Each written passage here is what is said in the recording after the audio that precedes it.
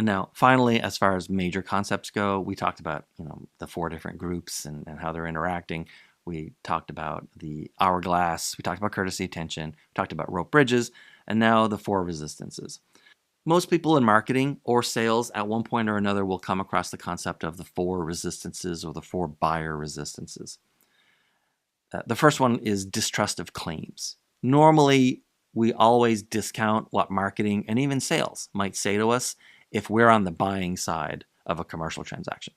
In fact, one of the main reasons that concepts like the hero's journey and storytelling and that kind of stuff always seem to crash and burn when they're applied to B2B, especially sort of enterprise B2B environments, is that they all depend on a concept called willing suspension of disbelief. When you go to see a Marvel movie or you go to see a movie about dinosaurs on a spaceship, you don't sit down and just as the movie's coming up, think to yourself, I'll tell you one thing, everything I see on this screen better be true, and I better be able to verify that it's true.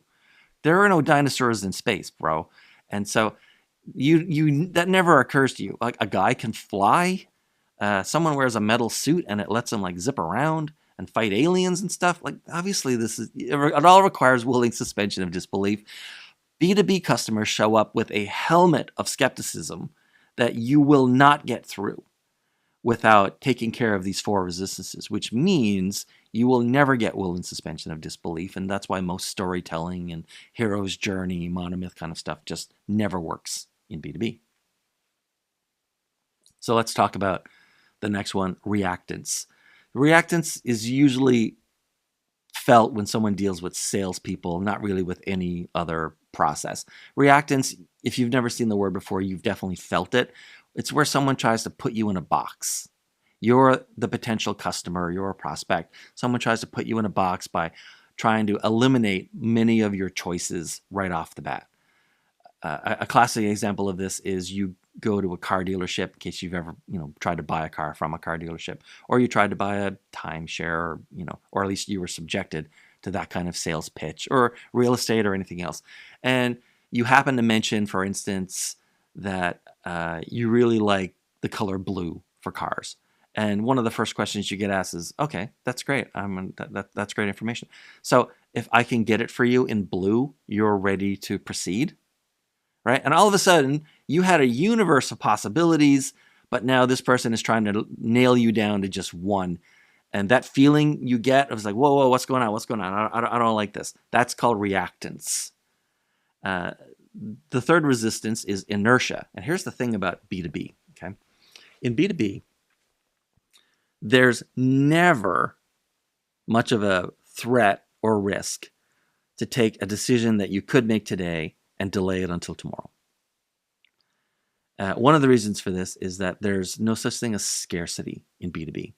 If you're in a sales pitch or you're in a webinar or whatever, and you talk about how such and such a product is not going to be available after a certain date, or if you buy it by the end of this quarter, you get 10% off or something like that.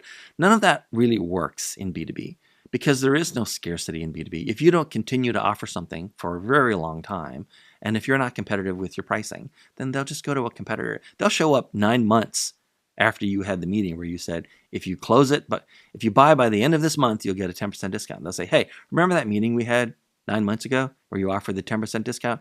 We're ready now. We want to buy that. And you're going to give it to them. Your company's going to give it to them. Or they're just going to go to your competitor.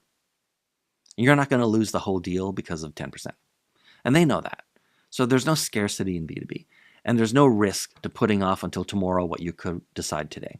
So inertia is very powerful. The audience is the one who actually has the inertia type of resistance. I mean, they have all resistances, but inertia really belongs with them because they know that there's no hurry, there's no urgency, there's no scarcity from almost all B2B. And finally, there's scrutiny.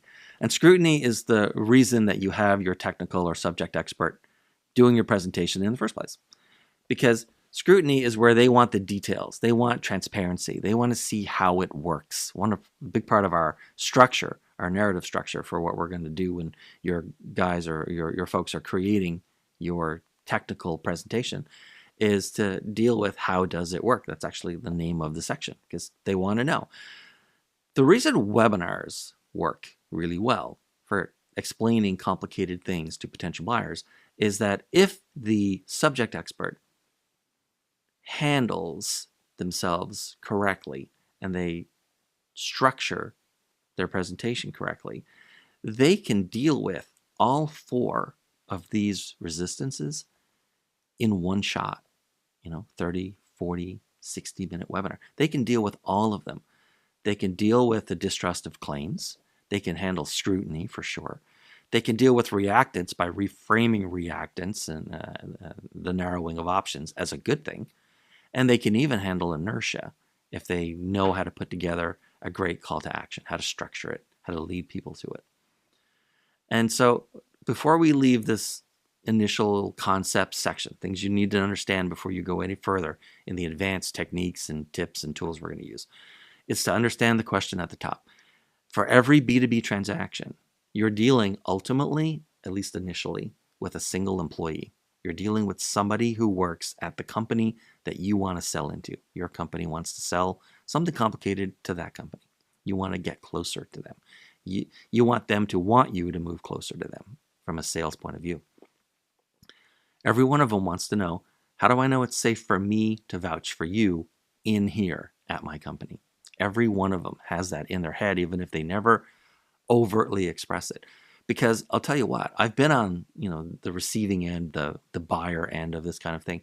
No matter how much money some vendor said that they could make my employer or save my employer, how much money they could save, if I had ever thought that recommending that company get access to our management team or the budget committee or steering or procurement or legal or whatever, if I thought that they were going to, not be able to deliver what they promised for the money that they promised in the time that they promised, then they don't get past me, because no matter how much money they might make or save my employer, it's not worth 100% of my income, which is what I'll lose if I get fired.